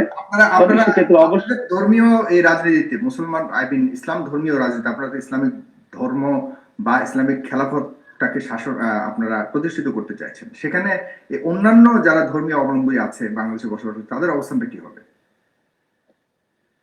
এটা তো নতুন কোনো প্রশ্ন না এবং এটা কোনো নতুন কোনো সমস্যাও না। ইসলাম যখন থেকে এসেছে এবং ইসলামী খেলাফত প্রতিষ্ঠিত হয়েছে, এবং ইসলামী খেলাফত পৃথিবীতে 1924 সাল পর্যন্ত প্রতিষ্ঠিত ছিল, দুর্বল হয়ে গেল খেলাফত ব্যবস্থা ছিল, এবং খেলাফত ব্যবস্থার অধীনে সংখ্যালঘুরা, বিভিন্ন ধর্মাবলম্বীরা তারা ছিল, এবং শুধু ছিল তাই নয়, বরং তারা তাদের সব ধরনের ধর্মীয়, অর্থনৈতিক এবং তাদের ব্যক্তিগত সব ধরনের নিরাপত্তা এবং স্বাধীনতা তারা ভোগ করেছে। এবং ইসলাম অন্য ধর্মাবলম্বীদের প্রতি পরিপূর্ণ যে স্বাধীনতা দিয়ে থাকে, সেটি তো শুধুমাত্র ইসলামের কোনো তাত্ত্বিক বিষয় না, এটি হাজার বছরের একটি ঐতিহাসিক বাস্তবতা। আমাদের এই পাক ভারত উপমহাদেশেও যদি আমরা দেখি যে এখানে কোরআনী শাসনের দ্বারাও কিন্তু মোগল আমলের লম্বা একটা সময় শাসিত হয়েছে, কিন্তু তখনও এখানে সংখ্যালঘুরা শুধু ছিল না, বরং এই ভারত উপমহাদেশে তখন হিন্দুরা সংখ্যাগরিষ্ঠ ছিল, কিন্তু তাদের উপরে কখনোই রাষ্ট্রীয় কোনো নিপীড়ন হয়নি, তাদের উপরে কখনোই ইসলাম ধর্মীয় বিধিবিধান বা তাদেরকে ইসলাম ধর্ম গ্রহণের জন্য ন্যূনতম কখনোই কোনো প্রেসার বা চাপ প্রয়োগ করা হয়নি। এবং ইসলামের মধ্যে এটা কোনো অবকাশও নেই কাউকে জোর করে তার ধর্ম থেকে ইসলামের দিকে নিয়ে আসা, অথবা ইসলাম গ্রহণ করতে বাধ্য করা, অথবা তার ধর্ম পালনে তাকে কোন ধরনের বাধা দেওয়া, এটা অবশ্যই ইসলামী আদর্শের মধ্যে নেই, কোরআন সুন্নাহর বিধানের মধ্যে নেই। এবং খেলাফত রাষ্ট্র ব্যবস্থার ব্যাপারে আমাদের স্লোগান তো হলো এই, ধর্ম বর্ণ ভিন্ন মত সবার জন্যই খেলাফত। খেলাফত রাষ্ট্র ব্যবস্থার অর্থ হলো যেমনি ভাবে পৃথিবীতে সকল ধর্মাবলম্বীরাই তো এক আল্লাহর সৃষ্টি, সব ধর্মাবলম্বীরাই এক আল্লাহর সৃষ্টি, খেলাফত হলো আল্লাহর প্রতিনিধিত্ব। সুতরাং আল্লাহ যদি সকলকে সৃষ্টি করতে পারেন, আল্লাহর দেওয়া আইনের মাধ্যমে, আল্লাহর প্রতিনিধিত্বের মাধ্যমে সকলেই সুন্দরভাবে পরিচালিত হতে পারে, শাসিত হতে পারে, এবং আল্লাহর প্রতিনিধিত্বের এই শাসন ছাড়া দুনিয়ার মানুষের জন্য উত্তম শাসন ব্যবস্থা আমার খুব আগ্রহ আপনাকে একটা প্রশ্ন করবার, সেটা হলো যে ধরুন কথার কথা আপনারা খেলাফত প্রতিষ্ঠা করলেন বাংলাদেশে, তাহলে বর্তমান সংবিধান এবং গণতন্ত্র, যেটা খুবই আমরা যেটাকে এনজয় করছি বর্তমানে, এই দুটা জিনিস নিয়ে আপনাদের পরিকল্পনা কি? এই অবস্থানগুলি বা এই দুটা ব্যাপার কি হবে সামাজিক ভাবে, এবং আমাদের সমাজ জীবনে বর্তমান যে আমরা যেভাবে স্বাভাবিকভাবে চলাফেরা করছি, এটার কি বিশাল ব্যাপক পরিবর্তন আপনারা করার কি পরিকল্পনা রয়েছে কিনা? না, ইসলাম নিয়ে কোনো আতঙ্কে ভোগার কোনো কারণ নেই। খেলাফত ব্যবস্থা খুবই একটা স্মার্ট ব্যবস্থা এবং খুবই মানুষের জীবন যাপনের জন্য আফগানি ব্যবস্থা, অনেকটা আফগানিস্তানের মতো পরিবর্তিত হতে পারে। না, আফগান ব্যাপারে খেলাফত ব্যবস্থা মানে আফগানি ব্যবস্থা নয়। খেলাফত ব্যবস্থা তো খেলাফত ব্যবস্থাই, এটাকে নির্দিষ্ট কোন সমকালীন কোন শাসনের সাথে বা কোন নির্দিষ্ট ভূগোল এবং ভূখণ্ডের সাথে এটাকে সম্পৃক্ত করার কোনো অবকাশ নেই। আমি যেটা বলছি যে খেলাফত যদি বাস্তবায়িত হয়, খেলাফত রাষ্ট্র ব্যবস্থা যদি প্রতিষ্ঠিত, আপনার সুনির্দিষ্ট যে প্রশ্ন ছিল যে বাংলাদেশের সংবিধানের কি হবে, অবশ্যই সংবিধানের যে ধারাবাহিকতা আছে, সংবিধানে অ্যামেন্ডমেন্ট আনার সেখানে সুযোগ রয়েছে, সেখানে সংবিধান সংশোধনের সুযোগ রয়েছে। সাংবিধানিক ধারায় সংবিধানকে সংশোধন করে সেটাকে খেলাফা সম্মত করা সেটি কোনো অসাংবিধানিক কোনো প্রক্রিয়া হবে না। এক। দ্বিতীয় কথা হলো গণতন্ত্রের কি হবে। দেখেন, গণতন্ত্রের যে কিছু ভালো দিক রয়েছে, আবার গণতন্ত্রের কিছু লিকেজ রয়েছে, গণতন্ত্রের কিছু দুর্বলতার দিকও রয়েছে। আমরা আশা করি যে সেই তুলনামূলক বিশ্লেষণের মাধ্যমে এটা আমরা প্রমাণ করতে সক্ষম যে গণতন্ত্রের কিছু কিছু যে দুর্বলতাগুলো রয়েছে সেই জায়গাগুলোতে ইসলামের ব্যবস্থা গণতন্ত্রের চেয়ে বেটার এবং অনেক উত্তম। যেমন ধরুন, গণতন্ত্রের যে মূল কথাটা, যে অর্থাৎ যে government of the people by the people, যে অর্থাৎ জনগণ কর্তৃক নির্বাচিত যেই শাসক, এটাই হলো গণতন্ত্রের একটা মূল কথা। তো ইসলাম এই জায়গাটাতে গভর্নমেন্ট বাই দ্য পিপলের জায়গায় বাই দ্য সিলেক্টেড পিপল, অর্থাৎ গণতন্ত্র শুধুমাত্র যেমনি ভাবে মানুষের মাথা গণনা করে ভোটার তালিকা করে, এখানে কিন্তু মানুষের তার নৈতিক চরিত্র, তার শিক্ষাগত যোগ্যতা, একজন শাসক বা প্রতিনিধি নির্বাচন করার মতো তার মধ্যে সেই সচেতনতা আছে কিনা, এতটুকুও কিন্তু গণতন্ত্র বিবেচনা করে না। শুধু বিবেচনা করে তার এইজটা 18 বছর হলো কিনা। তো যেহেতু শুধু তার এইজটা 18 বছর হলো কিনা এটা গণতন্ত্র বিবেচনা করে কেন, একজন 3 বছরের, 5 বছরের, 7 বছরের একজন শিশুকে কেন ভোটাধিকার দেওয়া হয় না, সেটা কেন করা হয়? গণতন্ত্রের এই প্রশ্নের জবাব হলো যে 18 বছর হওয়ার আগ পর্যন্ত একজন মানুষ তার পরিপক্কতা আসে না, যার কারণে সে একজন শাসক নির্বাচন করার যে দক্ষতা এবং তার যে মতামত ব্যক্ত করার যে যোগ্যতা সেটা সৃষ্টি হয় না। ইসলাম বলে যে শুধু 18 বছর হলেই হবে না, একজন মানুষের তার মধ্যে সেই ক্রাইটেরিয়া গুলো থাকতে হবে, যেই ক্রাইটেরিয়া থাকলে সে একজন যোগ্য, জনগণের জন্য, দেশের জন্য, রাষ্ট্রের জন্য একজন যোগ্য শাসক নির্বাচন করার মতো সে মতামত দিতে পারে এবং সে কোনোভাবেই কারো দ্বারা বায়াসড হবে না, কোনো অনৈতিকতার দ্বারা সে প্রভাবিত হবে না। এই ধরনের বিষয়গুলো কিছু ক্রাইটেরিয়া নির্ধারণ করার মাধ্যমে একটা সুন্দর ভোটার তালিকা প্রণয়ন হবে, যেটাকে ইসলামের পরিভাষায় বলা হয় আহলুল হাল্লি ওয়াল আকদ, অর্থাৎ সিলেক্টেড পিপল। এখন যেরকম গড়পড়তায় যেমন যে কোনো মানুষ অর্ধ উম্মাদ, বদ্ধ উম্মাদ, চোর, বাটপার, সুদখোর, ঘুষখোর সব শ্রেণীর মানুষই কিন্তু এখন ভোটার এবং তাদের সকলের ভোটের মাধ্যমেই প্রতিনিধি নির্বাচিত হচ্ছে। ইসলামী খেলাফত ব্যবস্থায় ভোটার তালিকাটা সুন্দর হবে, সংশোধিত হবে এবং যারা মূলত রাষ্ট্রের শাসক এবং প্রতিনিধি নির্বাচন করার ক্ষেত্রে মতামত প্রদান করার যোগ্য, শিক্ষাগত দিক থেকে, নৈতিকতার দিক থেকে, তাদেরকেই তালিকাভুক্ত করে একটি ভোটার তালিকা প্রণয়ন করা হবে এবং সেই ভোটের মাধ্যমে জনগণের শাসক জনগণ কর্তৃক নির্বাচিত হবে এবং তাদের আইন প্রণয়ন করার যে স্বাধীনতা, সেখানে আল্লাহ রাব্বুল আলামিনের প্রদত্ত আইন, কোরআনের আইনের বাইরে গিয়ে তারা কোনো আইন প্রণয়ন করতে পারবে না। এই হলো বিষয়। কোরআনের কথা কি, এমন কোন কথা কি রয়েছে কোরআনে বা ইসলামে যেই কথাটা মানলে পৃথিবীর কোন মানুষের তার ব্যক্তিগত স্বাধীনতা ক্ষুণ্ণ হবে, খর্ব হবে? ইসলাম এবং কোরআনের মধ্যে এমন করে না। কোরআনে অনেক কিছুই লেখা নাই, কিন্তু আমাদের সামাজিক জীবনে আমরা অনেক কিছু দেখতে পাই যা বাস্তবতা আমাদেরকে মানে ভাবিয়ে তোলে আসলে কি হতে পারে। তাহলে আমি, দর্শক আপনারা অনেকেই প্রশ্ন করার জন্য সিরিয়ালে রয়েছেন, আমি সবাইকে অনুমতি দেওয়া সম্ভব নয়, আমি দুই একজনকে আরো দিতে পারবো, কারণ আমাদের সময় স্বল্পতার কারণে সবার সাথে সবার প্রশ্ন নেওয়া সম্ভব নয়। আপনারা অনেকেই আমাকে নক করছেন, আমি দুঃখিত হওয়া ছাড়া আপনাদের কাছে আর কোনো কিছু বলার নেই। আমি যারা মামুল হক আপনার কাছে যেটা জানতে চাইবো, যে আপনি বললেন যে খেলাফত যখন প্রতিষ্ঠিত হবে আপনি কোরআনের আলোকে একদম আধুনিকভাবে রাষ্ট্র পরিচালনা করবেন, অনেক সুযোগ রয়েছে, কিন্তু আমরা দেখতে পাই এই মাদ্রাসা শিক্ষা ব্যবস্থা ডেফিনেটলি আমাদের সমাজের সবচেয়ে আপনার প্রাচীন একটি সংস্কৃতি এবং আমরা এটাকে অনেক আমাদের মধ্যে লালন করি সুন্দর জীবন ব্যবস্থার জন্য। পাশাপাশি মাদ্রাসার মধ্যে কিন্তু আমরা দেখতে পাই বলাৎকারের মতো এমন জঘন্য কর্মকাণ্ড ঘটে থাকে। এবং এই যখন আপনি খিলাফতের কথা বললেন তখন মাদ্রাসার শিক্ষা অনেক প্রসারিত হবে এই ধরনের তো এই কর্মকাণ্ডগুলিকে আপনি কিভাবে বন্ধ করবেন, বা এই কর্মকাণ্ডগুলিকে কেবল দেখেন? এখন পর্যন্ত আপনাদের পক্ষ থেকে তেমন কোনো ওইরকম শক্ত অবস্থানে শুনিনি যে আপনাদের বিরুদ্ধে আপনারা বলেছেন যারা এরকম বলাৎকারের কর্মকাণ্ড করবে তাদের বিরুদ্ধে আপনারা সেই যে হুঙ্কার ঝঙ্কার, সেটা তো দেখা যায়নি, শুধুমাত্র রাজনৈতিক ছাড়া। না কেন, এটা বলাৎকারের বিষয়টা আসলে আমি মনে করি মাদ্রাসার মধ্যে মানুষ হিসেবে ব্যক্তিগতভাবে কারো দ্বারা এই ধরনের অনৈতিক এবং চারিত্রিক স্খলন ঘটনা ঘটে থাকতে পারে, কিন্তু আজকে যে অপপ্রচার চালানো হচ্ছে মনে হচ্ছে যে একটা সুপরিকল্পিত ভাবে মাদ্রাসাগুলোকে অন্য কোনোভাবে আলেম ওলামাদেরকে ইসলামপন্থীদেরকে ঘায়েল করতে সব ধরনের চেষ্টা ব্যর্থ হওয়ার পর এখন এই স্পর্শকাতর সেনসিটিভ এই একটি অভিযোগের মাধ্যমে অথবা আমি বলবো অপবাদের মাধ্যমে আলেম ওলামাদেরকে ঘায়েল করার চেষ্টা করা হচ্ছে। আপনারা আজকে দেখেছেন, আজকে সকল এই আমাদের সামাজিক যোগাযোগ মাধ্যমে ভাইরাল একটি সংবাদ হলো চাঁদপুরের একটি মাদ্রাসায় একজন শিক্ষককে বলাৎকারের অভিযোগে তাকে তাকে সেখানকার স্থানীয় কিছু সাংবাদিক জাতীয় সংবাদ মাধ্যমে তাদেরকে উত্থাপন করে সেই মাদ্রাসার হুজুরকে তাকে লাঞ্ছিত করে, তাকে মারপিট করে এবং মিডিয়ার সামনে এনে তার মাথার চুল নেড়ে করে দেওয়া হচ্ছে। এরকম ভয়ঙ্কর ঘটনা ঘটেছে।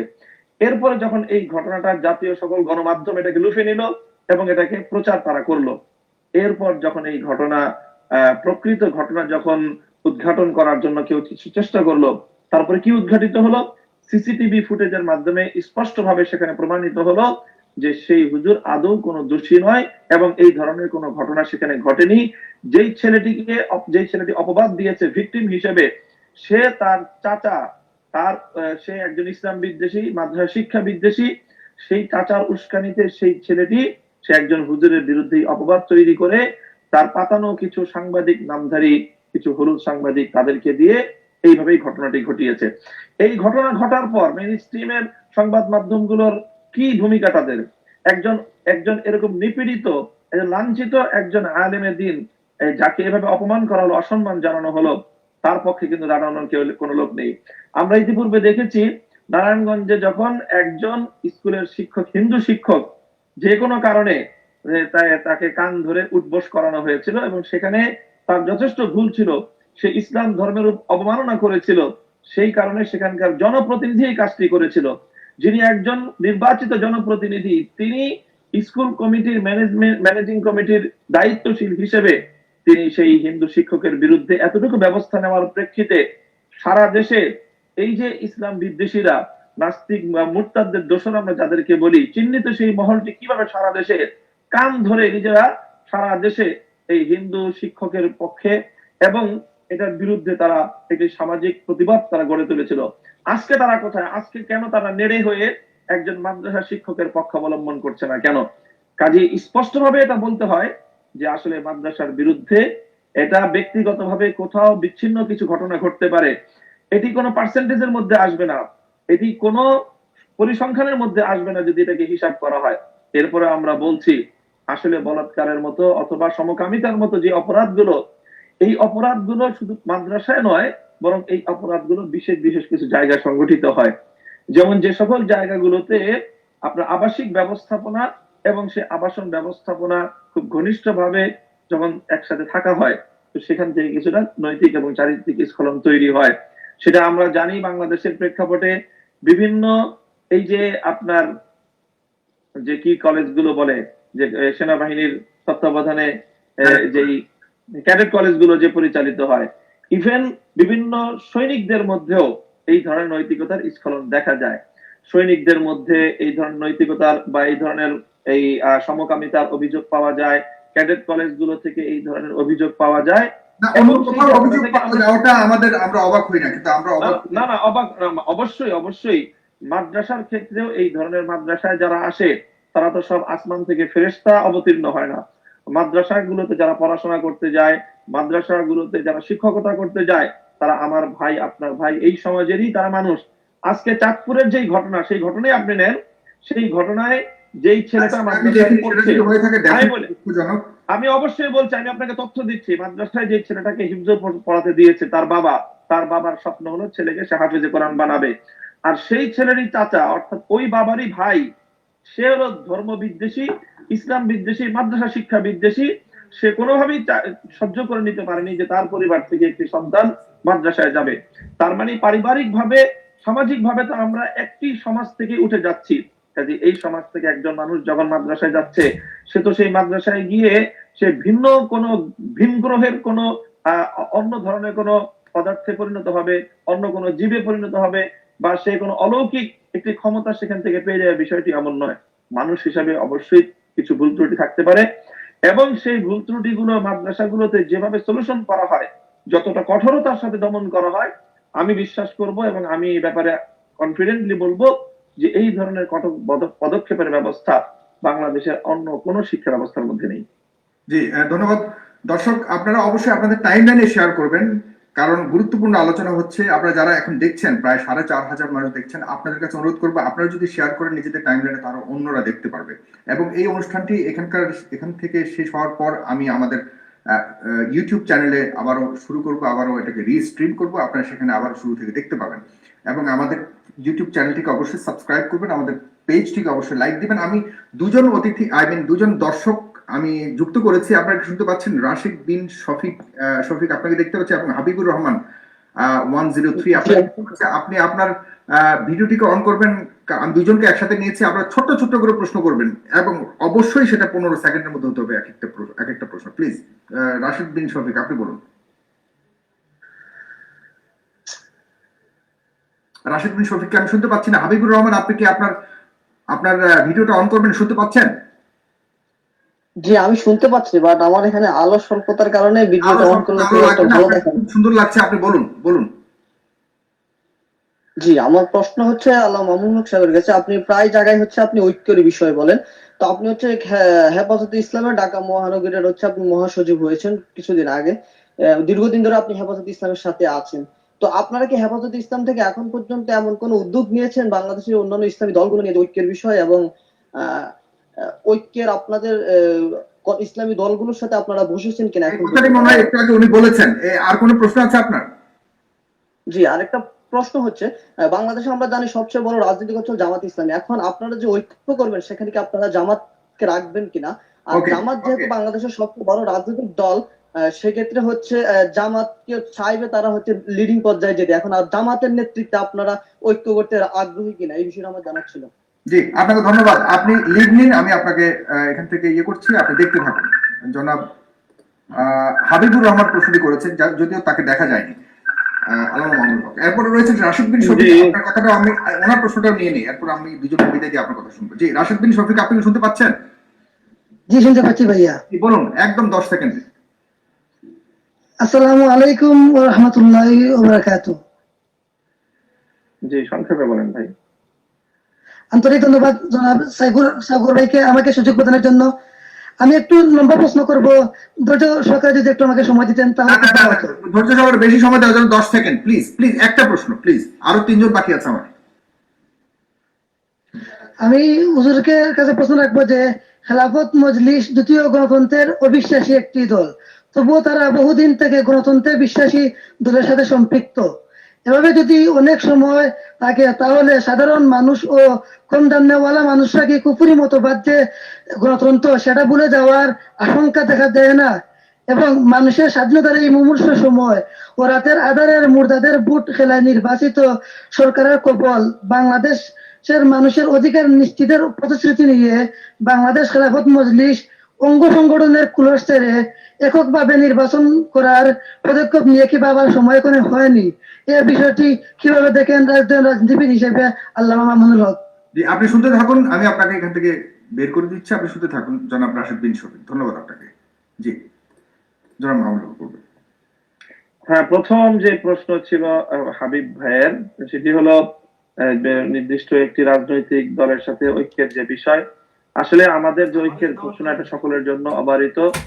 বিশেষ করে যে রাজনৈতিক দলটির নাম তিনি নিয়েছেন জামাত ইসলামী সম্পর্কে, তাদের ব্যাপারে আমাদের বক্তব্য স্পষ্ট যে কিছু বিষয়ে দ্বিমত রয়েছে এবং বড় ধরনের কিছু বিষয়ে মত পার্থক্য রয়েছে, এবং সেই মত পার্থক্যের বিষয়ে সমাধানের জন্য আমরা তাদেরকে আহ্বান জানিয়েছি, এবং সেই সমাধানের মাধ্যমে বাংলাদেশের অন্যান্য সকল রাজনৈতিক দলগুলোর সাথে তারা যেভাবে রাজনীতি করতে পারে, যদি কোনো সেই রকম পরিবেশ তৈরি হয়, তাহলে আলেম ওলামারাও আপনাদের যে দূরত্বগুলি, আপনাদের আভ্যন্তরীণ দূরত্বগুলি, সেগুলি কি ধর্মীয় কোনো ইস্যু নিয়ে, ধর্মীয় কোনো মতবাদ নিয়ে, নাকি আপনাদের ক্ষমতায় যাওয়ার কোনো ইস্যু নিয়ে বা রাজনৈতিক? আমাদের না, রাজনৈতিক বিষয় নয়, ক্ষমতা যাওয়ার বিষয় না। আমাদের চিন্তাগত এবং ইসলামের যেই মৌলিক যে বিষয়গুলো রয়েছে, সেটাকে আমরা কিভাবে ব্যাখ্যা করব, কোরআন সুন্নাহর ব্যাখ্যা এবং কোরআন সুন্নাহর আলোকে বৈধতা এবং অবৈধতার যে সীমারেখা, সেই জায়গাগুলোর বিষয়ে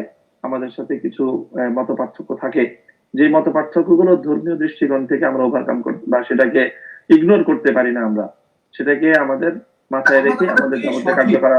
কি সঠিক, কারটা সঠিক, সাধারণ মানুষ কোনটা বিচার করবে? আপনাদের মধ্যে যদি এত মতানৈক্য থাকে, আপনাদের মধ্যে না, সেটা আমাদের মধ্যে না, পৃথিবীর সবকিছুর মধ্যেই মত পার্থক্য আছে। দুজন ডাক্তারের কাছে আপনি যান চিকিৎসার জন্য, দুজন ডাক্তার আপনাকে দুই ধরনের সাজেশন করতে পারে।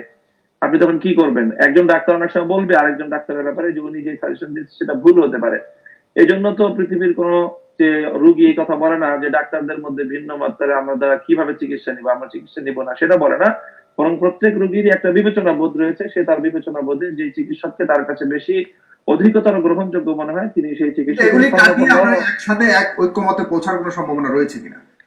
অবশ্যই রয়েছে। আমরা সেজন্য কাজ করছি এবং আমরা আশা করি যে আমাদের এই কার্যক্রমের ধারাবাহিকতায় আমরা একটা সময় গিয়ে বাংলাদেশেও ইনশাআল্লাহ ইসলামপন্থীদের একটা বৃহত্তর ঐক্যের প্ল্যাটফর্ম এবং মঞ্চ আমরা গড়ে তুলতে পারবো ইনশাআল্লাহ, আশা করছি। পরবর্তী আরেকটা প্রশ্ন আরেকজনের। দ্বিতীয় যে আরেকটা প্রশ্ন ছিল যে বাংলাদেশে গণতান্ত্রিক মতবাদকে কুফরি মতবাদ বলে ভাই আখ্যায়িত করেছেন। আসলে গণতান্ত্রিক মতবাদ কুফরি মতবাদ কিনা এই বিষয়ে একটু বিশ্লেষণের বিষয় আছে। গণতন্ত্রের বিশ্বাসের কিছু জায়গা আছে যেগুলো ইসলামী এবং ইমানি মূল আকীদার সাথে সাংঘর্ষিক।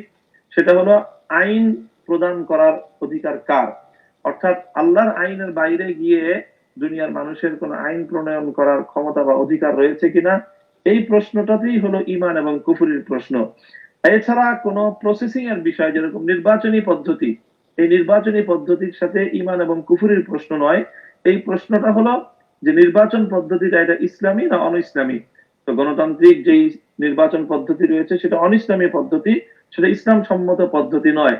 তবে সেই পদ্ধতি ছাড়া যেহেতু আমাদের সামনে বর্তমানে রাষ্ট্রীয় পর্যায়ে ভূমিকা রাখার ভিন্ন কোনো দরজা খোলা নেই, কাজেই এটিকে বলা হয় ইসলামী শরীয়তের দৃষ্টিতে যে একান্ত বাধ্য হয়ে কোনো বিষয়কে অবলম্বন করার, অর্থাৎ জরুরত, যেটাকে ইসলামের দৃষ্টিতে বলা হয় জরুরত, বা যেটাকে ইসলামের দৃষ্টিতে বলা হয় যে ফামানিস্তুরা ইস্তেরারের সুরত, অর্থাৎ হালাতে ইস্তেরার, যেটা আমরা ফিকহের পরিভাষায় বলি যে একান্ত বাধ্য হয়ে যে বিষয়কে অবলম্বন করা হয়।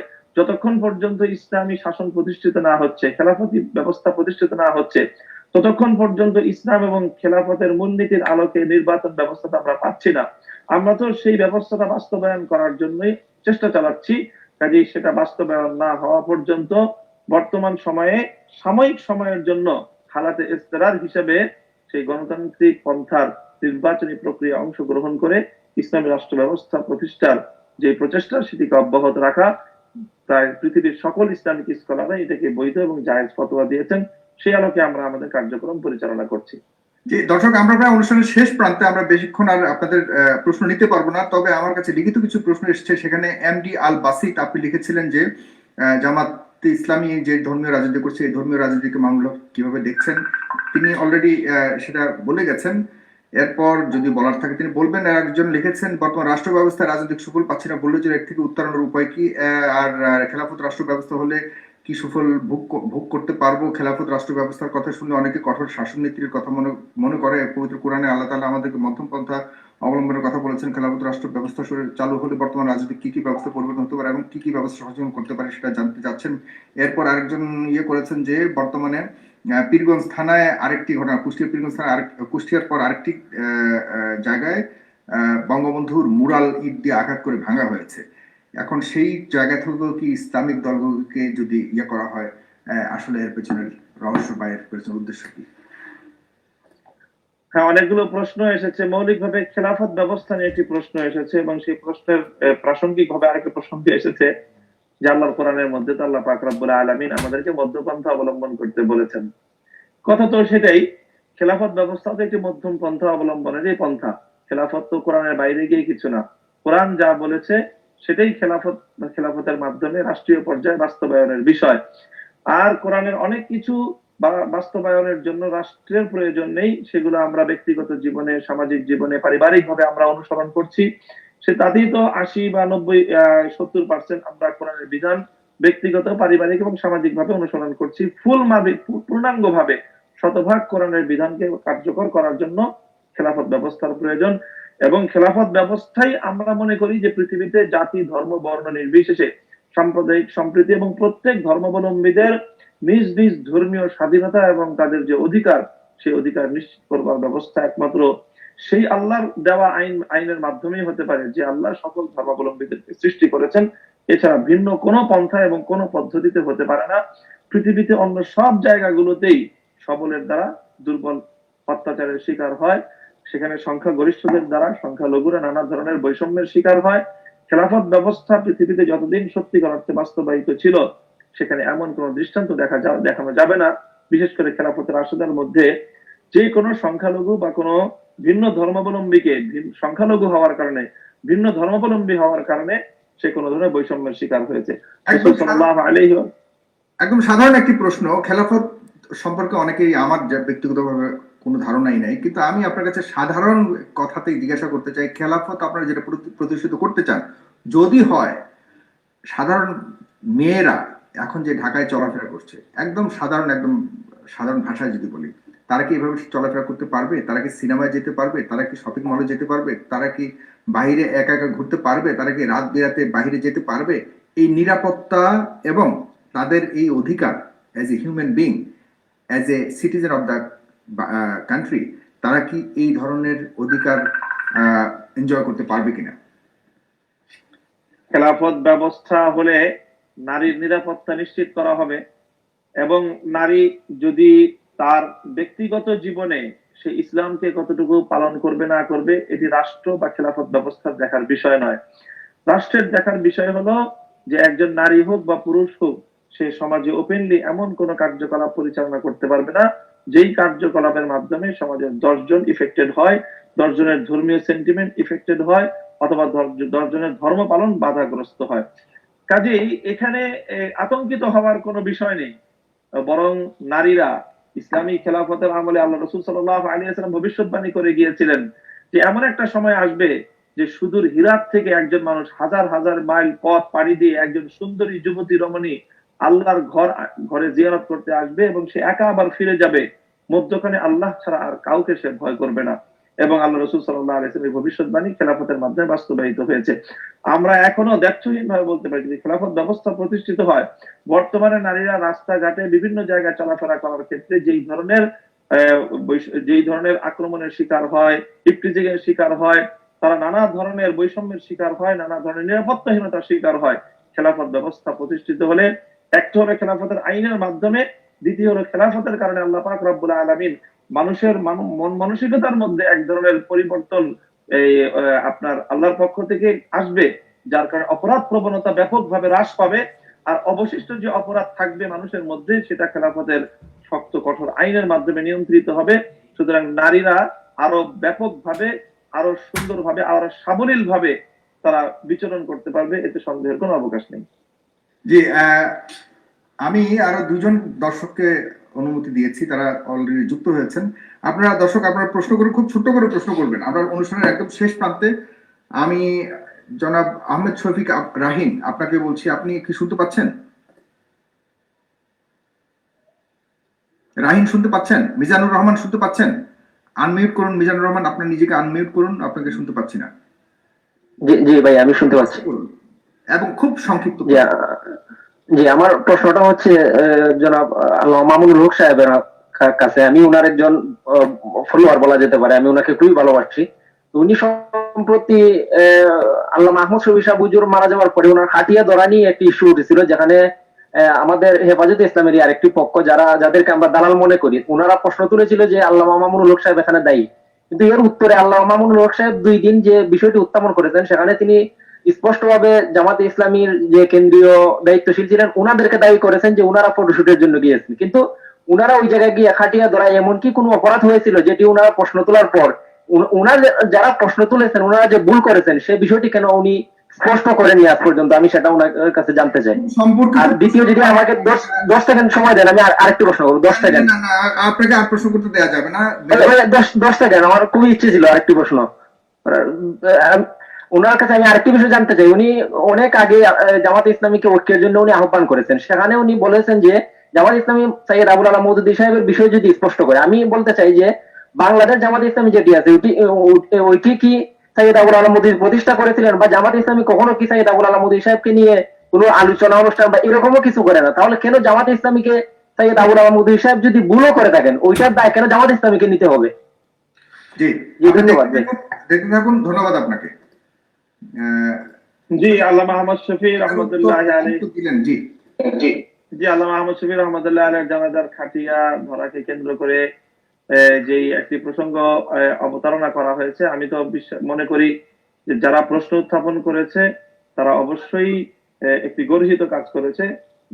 ইসলাম মুসলিম হিসেবে যে কেউ একজন মুসলিমের জানাজা কাঁধে তুলতে পারে, সেই অধিকার ইসলাম তাকে দিয়েছে। এমনকি যদি সে জামাত ইসলামও হয়, সেও যদি সুযোগ পায় সে লাশের খাটিয়া কাঁধে তুলতে পারে।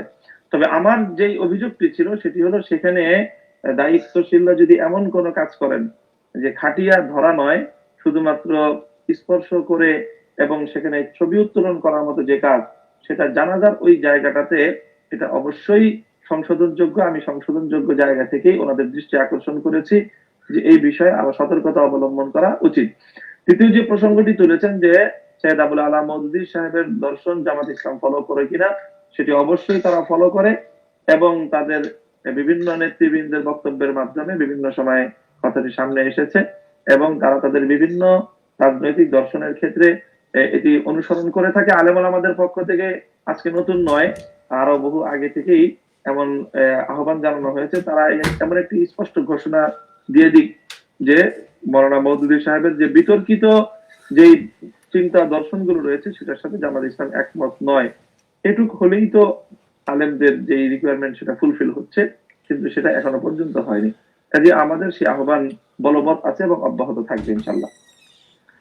জি, ধন্যবাদ জনাব আহমেদ শফিক রাহিন। আপনাকে শুনতে পাচ্ছি না, আমার আর কিছু করণীয় নেই, আমি আপনার প্রশ্ন নিতে পারছি না। আব্দুল্লাহ আল নোমান, আপনাকে দিয়ে আজকে প্রশ্ন মানে দর্শকদের কাছ থেকে প্রশ্ন নেওয়ার শেষ করবো। আপনি শুনতে পাচ্ছেন? জি জি জি, জি, শুনতে পাচ্ছি আমি। আসসালামু আলাইকুম, ধন্যবাদ সাগর ভাইকে আমাকে সুযোগ দেওয়ার জন্য। তো আল্লামা মামুনুল হক সাহেবের আমার প্রশ্ন হচ্ছে যে ভাস্কর্য ইস্যুতে যে দাবিটা ছিল ওনাদের এবং 13 দফার দাবি, সবগুলাই তো শুধুমাত্র হেফাজতে ইসলামের দাবি না, এটা হচ্ছে আমাদের 90% মুসলমানের সবার দাবির প্রতিনিধিত্ব করে। তো সেই একটা দাবি নিয়ে সরকারের সঙ্গে যে একটা নেগোসিয়েশন বা সমঝোতার চেষ্টা হচ্ছে, তো সেটাকে আসলে সেটা কি মানে ঠিক হবে কিনা, সমঝোতা করার সুযোগ আছে কিনা, বা সমাধান যে বলতেছেন ওনারা, সমাধানটা হলে তাহলে সেটা রূপরেখাটা কিরকম হবে, সমাধানটা আসলে কিভাবে হবে সেটা আমি জানতে চাইছিলাম। ধন্যবাদ। জি, আপনি দেখতে থাকুন। যদিও এই প্রশ্নের সমাধানটা তো আমরা তো পরিষ্কার করেছি আগেও যে আমাদের দায়িত্ব এবং কর্তব্যটা হলো, আমরা তো রাষ্ট্রের পরিচালক নই, আমরা তো রাষ্ট্রের একটা জনগণ। কাজেই আমরা জনগণের কাতার থেকে আমরা যে কোনো অন্যায় দেখব, তার প্রতিবাদ করব এবং তার সর্বোচ্চ প্রতিবাদ পর্যন্ত আমাদের দায়িত্ব এবং কর্তব্য। এরপরে রাষ্ট্র কি করবে বা সরকার কি করবে, সরকারের ভূমিকার উপর পরবর্তী আমাদের ভূমিকা যেটা নির্ভর করবে সেটা হলো সরকারের প্রতি আমাদের সমর্থন বা আমাদের তার আনুকূল্য আমাদের পক্ষ থেকে সরকারের প্রতি থাকবে কি থাকবে না। আমরা সেই জায়গাটা স্পষ্ট করেছি যে ভাস্কর্যের বিষয়টা এটা এমন একটা ইস্যু যে এখানে কম্প্রোমাইজের কোনো সুযোগ ইসলামী দৃষ্টিকোণ থেকে নেই। সুতরাং আমরা আশা করব যে আলেম ওলামাদের ঐক্যবদ্ধ এই মতামতকে সরকার শ্রদ্ধার সাথে নিবে এবং এটাকে গুরুত্বের সাথে বিবেচনা করে এমন কোন পদক্ষেপই তারা নিবে যাতে ইসলামের ভাবমর্যাদা সেটি যেন ক্ষুণ্ণ না হয়। সেটাই আমাদের সরকারের কাছে আমাদের প্রত্যাশা এবং আমরা সেই আশা নিয়ে অপেক্ষা করছি। যে আপনার কাছে আমার আজকের অনুষ্ঠানের শেষ প্রশ্ন এটা হলো যে বাংলাদেশে ইসলামের বিরুদ্ধে বা ইসলামের পক্ষ হয়ে যদি কথা বলে, স্পেশালি ইসলামের পক্ষ হয়ে যদি কেউ কথা বলে, তাদের প্রতি আসলে জামাত শিবিরের ট্যাগ লাগানো হয়। এটা একটা দর্শকও বলে গেছে। আমি আপনার কাছে জানতে চাই যে এই আপনারা যারা মোল্লা মৌলবীরা রয়েছেন তারা কি সবাই কি জামাত শিবির করেন? তার মানে যে কেউ যদি ইসলামের পক্ষ থেকে যে কেউ ইসলামের পক্ষে যদি কথা বলে, যে আমি যদি এখন আপনার সাথে ইসলামের পক্ষে কথা, আপনাকে ভালোবাসা প্রদান করলাম, আপনাকে পছন্দ করলাম, কথা বললে আমাকে শিবির ট্যাগ লাগানো হলো। তা আমি কি শিবির ট্যাগ না হয়ে বা এই ধর্মীয় রাজনৈতিক সংগঠনের মধ্যে কি শুধুমাত্র জামাত আর শিবির রয়েছে, অন্য কোনো দলের সাথে ট্যাগ? এটা কি আসলে আমাদের জ্ঞানের একটু ঘাটতি রয়েছে? আসলে এর মানেটা কি? বা বিভিন্ন আমি মনে করি এটা দুইটা জায়গা থেকে হয়। একটা তো হলো কিছু মানুষ তাদের জ্ঞানের স্বল্পতার কারণে তারা না জেনে এই কাজটা করে থাকেন, আর কিছু আছে তারা জ্ঞান পাপী, তারা জেনে বুঝে খুব সুপরিকল্পিত ভাবে এই কাজটা করে থাকেন। তারা যেহেতু জামাতে ইসলামের কিছু বিষয় আছে যেগুলো বিতর্কিত, সেই জায়গাগুলো থেকে তারা দেশের টোটাল ইসলামপন্থীদেরকে যদি সেই ট্যাগটা দিতে পারেন, তাহলে তাদেরকে দমিয়ে দেওয়াটা এটা তাদের পক্ষে সহজ হয়, সম্ভব হয়। এই জন্য তারা পরিকল্পিতভাবে এই কাজটি করছে, এবং এটি তো অবশ্যই অত্যন্ত নিন্দাযোগ্য এবং একটি খুবই ঘৃণ্য একটি অপতৎপরতা, যেটি আমরা আগাগোড়াই বলছি। এটি এবং দেশের সচেতন সকল নাগরিকরা বলেছে। আমরা যখন লক্ষ্য করেছিলাম যে বাংলাদেশের সর্বোচ্চ শিক্ষাঙ্গন বুয়েটের মেধাবী ছাত্র আবরার ফাহাদকে শিবির ট্যাগ দিয়ে যখন সন্ত্রাসীরা উপর্যুপরি আঘাতের পর আঘাত করে নির্মম ভাবে তাকে হত্যা করেছিল, তখন এদেশের সাধারণ মানুষ অনেকেই এই বিষয়ে তাদের বিবেকের দুয়ার খুলে গিয়েছিল এবং তারা সকলেই এই বিষয়ে কথা বলেছিলেন যে হলো শিবির, একজন মানুষ শিবির হতে পারে, শিবির হলেই কি বাংলাদেশের সংবিধান, বাংলাদেশের বিচার বিভাগ এটা অ্যাকসেপ্ট করে বা এটার সুযোগ দেয় যে একজন শিবির হলে তাকে পিটিয়ে মেরে ফেলতে হবে, অথবা কেউ যদি জামাত করে বা শিবির করে তাহলে তার সাংবিধানিক বা রাষ্ট্রীয় নাগরিক কোনো অধিকার তার থাকবে না বা সে কোনো যুক্তিসম্মত কথা বলতে পারবে না। এটা হলো আসলে আমার মনে হয় যখন তারা ইসলামকে এবং ইসলামপন্থীদেরকে যুক্তিসম্মত কোনো কথা দিয়ে, কোনো বক্তব্য দিয়ে তাদেরকে ফেস করতে ব্যর্থ হয়, তখনই তারা এরকম অপবাদের পথ এবং মিথ্যাচারের একটি পন্থা অবলম্বন করে তারা আলেম ওলামাদের এবং ইসলামপন্থীদের এই বক্তব্যগুলোকে এবং সাধারণ ধর্মপ্রাণ মানুষদেরকে তারা ভীত সন্ত্রস্ত করে তারা এক ধরনের কাপুরুষতা প্রদর্শন করে। আমি বলবো এটা তাদের যৌক্তিকভাবে, জ্ঞানগতভাবে আমাদেরকে মোকাবেলা করার সামর্থ্যের ব্যর্থতা। তারা এটা অক্ষম হয়ে তখন তারা পেছন দরজা দিয়ে অপবাদ এবং মিথ্যাচারের রাস্তা তারা অবলম্বন করেন। এটাই আমার কাছে বুঝে আসে। জি, আমি একদম অনুষ্ঠানের একদম সর্বশেষ প্রান্তে, আমার তেমন কিছু আর বলার নেই। আমি শুধুমাত্র আপনার কাছ থেকে আমার অনুষ্ঠানের দর্শক এবং এই 2021-এর শুরু, 2020 যে গেল, এর মধ্যে আমরা করোনা ভাইরাস থেকে শুরু করে অনেক ধরনের সামাজিক সমস্যা বা আমাদের যে ভাইরাস সমস্যা ছিল, এই সবকিছু পার হয়ে 2021 সালের সামনে রেখে আপনার কি ধরনের আহ্বান বা আমাদের দর্শক থেকে শুরু করে বাংলাদেশের সকল মানুষের প্রতি আপনার আহ্বান সম্পর্কে জানতে চাইব। কিন্তু এর আগে আরো দুজন ওনাদেরকে না দিলে হয় কি, ওনারা বলবে আমাকে দিলেন না, আমাকে আর প্রতি ইয়ে করলেন, এই ধরনের কিছু রয়ে যায়। আমি এই ধরনের সমস্যার সম্মুখীন হয়েছি। আমি লাস্ট দুজনকে দেখতে পাচ্ছি, ওনারা কিছু বলতে চাচ্ছে। আপনি যদি কিছু মনে না করেন, আমি ওনাদের জাস্ট কয়েক সেকেন্ড আমি ওনাদের প্রশ্নটা নিয়ে শেষ করে দিচ্ছি আজকের অনুষ্ঠান। শাহেদ আপনি কি শুনতে পাচ্ছেন? আর মুসাফির আপনাকে দেখতে পাচ্ছি। আর কেউ দয়া করে আসবেন না, কারণ আজকের অনুষ্ঠান আমাকে শেষ করতে হবে এক্ষুনি। আমি আপনাদের দুজনের প্রশ্ন নেওয়ার চেষ্টা করছি, কিন্তু পাচ্ছি না। শাহেদ আপনি কি শুনতে পাচ্ছেন? আপনি মিউট আছেন। মুসাফির আপনি কি শুনতে পাচ্ছেন? জি, আমি শুনতে পাচ্ছি। জি, বলুন দয়া করে তাড়াতাড়ি করে বলুন। আমার প্রশ্ন হলো আল্লামা মামুনুল হক হুজুরের কাছে। চরমনায় পীর সাহেবদের সাথে ওনাদের কেন ঐক্য হয় না? বা ফয়জুল করিম সাহেব এবং ওনাকে সবাই দেখতে চায়, কিন্তু ওটার ব্যাপারে উনি বলেছেন এই বিষয়ে আর কোনো কথা বলতে বিশেষ করে চরমনায় হুজুরের সাথে। ওকে, আপনার প্রশ্নের উত্তর বুঝতে পেরেছি, আপনি দেখতে থাকুন। ধন্যবাদ। মুসাফির আপনি কি শুনতে পাচ্ছেন? আপনাকে শোনা যাচ্ছে না। মুসাফির শুনতে পাচ্ছেন না? আপনাকে শোনা যাচ্ছে না। জনাব মিজানুর রহমান আপনি কি শুনতে পাচ্ছেন? জনাব মিজানুর রহমান আপনি কি শুনতে পাচ্ছেন? আপনাকে মিউট শুনছি, মিউট। আপনি আনমিউট করুন। শুনতে পাচ্ছি না আপনাকে শুনতে পাচ্ছি না। আপনি আনমিউট করুন, ওখানে মাইক্রোফোনের সাইন আছে, সেখানে ক্লিক করুন। হ্যাঁ, এখন বলুন। জি, বলুন 10 সেকেন্ডের প্রশ্নটা করুন।